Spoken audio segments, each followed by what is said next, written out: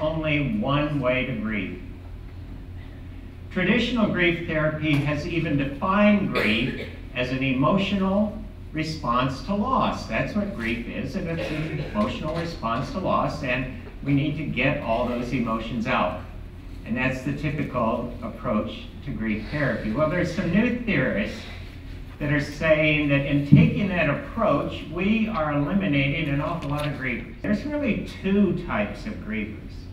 There are intuitive grievers, and these are people that are primarily feeling-centered people. Intuitive grievers, feeling-centered people. But there's also something called an instrumental griever. Somebody who grieves through cognitions or actions. Intuitive, feeling-centered, instrumental, cognitive, or action-centered. A second area that we want to assess people is in their strengths. A strength assessment.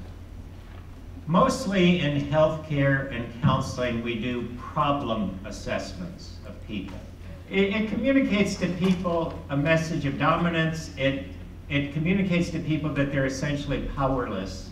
Times of woundedness, times of pain and suffering. There's several little deaths that everybody in this room shares. One little death we all share was our first haircut. It's probably a loss experience. We probably cried, had a terrible time of adjusting. With many of us, every haircut's kind of a little death we got. We got older, and then there was that first day that we went to school. That was a loss experience. We had to say goodbye to that familiar home environment and go into that strange one. We had to have some strengths and a coping style to account for that loss. Then there was that time that we first moved, had to say goodbye to some friends in a familiar neighborhood, and on life goes. One little death after another. So by the time we get to those serious losses, I think we've already established our coping style, and I think we've already accumulated our strengths. I want to find out what strengths this person has, what coping style do they use, and it'll be much more valuable than knowing their problems, and the goal is to make the other person strong.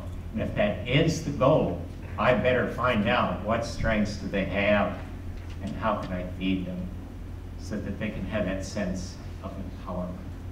It would not be in getting me to join a support group. I don't like support groups. I don't do well in support groups. But what do I like doing? This, my work. I like speaking, I like workshops.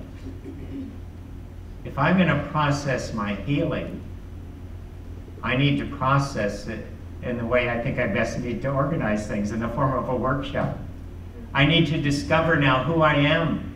And the best way I think people can discover things somehow through a workshop. And in that I'm getting older, and I often need to hear things more than once.